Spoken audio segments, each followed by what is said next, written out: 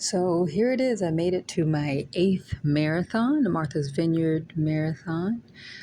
We drove down to Falmouth, Massachusetts. It was about a 3.5 hour drive, and we stayed at Falmouth Tides. It's a good spot right by the waterside. 2:30 a night, which was a pretty good deal for the area. And the great thing about this spot is it has its own private beach, which is very ideal there. On race morning, we drove to a parking lot for the Woods Hole boat. That was about 22 bucks. We decided to park there instead of putting our car on the boat because there wasn't going to be anywhere to park once we got over onto the island. The race started at the YMCA parking lot. So it didn't seem like a lot of folks were there. The weather was said to be pretty rainy that day, and it did kind of rain off and on. Here's the course map right here. So I did the marathon. Most of the marathon went through the state forest there, so most of it was very woody, which was okay. I was really missing the water. I was hoping to see a lot more water. But most of my run was in the woods there, in the forest, I should say there. I would say like the last 6 or 7 miles of it was on the water side.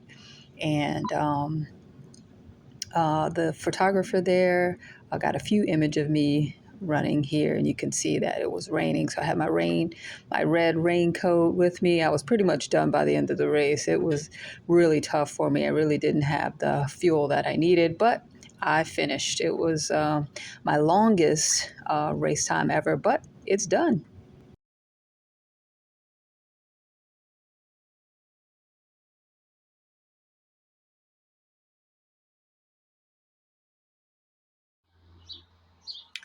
So, just reflecting on this marathon, I would say that biggest thing I learned was to make sure I bring my own fuel for the race. I did have two energy bars that I was supposed to bring with me, but I was rushing on race morning, trying to get to the parking lot and then get to the boat in time to make it over to the island because we had to be there by 6 a.m. That's the boat that we had to be on because the marathon started at 7:30, so we had to be on the 6 a.m. boat.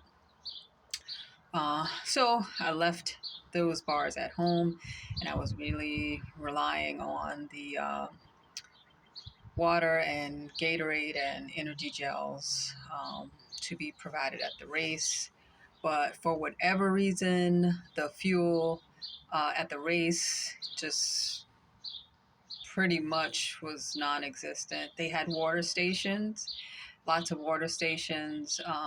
They had Gatorade stations as well, but to be honest, it tasted really watered down. And I talked to a few um, people who said the same thing. It tasted really watered down. I mean, to the point where I took two stations where there was Gatorade.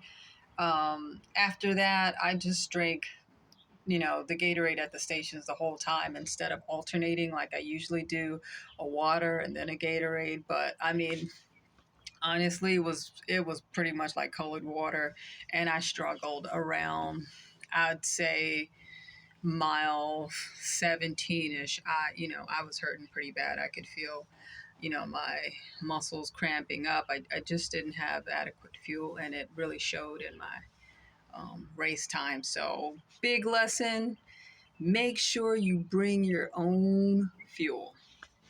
Um, so there are going to be many more races. I've got a goal. If you haven't been following me for a while, my goal is to complete a marathon in all 50 states and on every continent.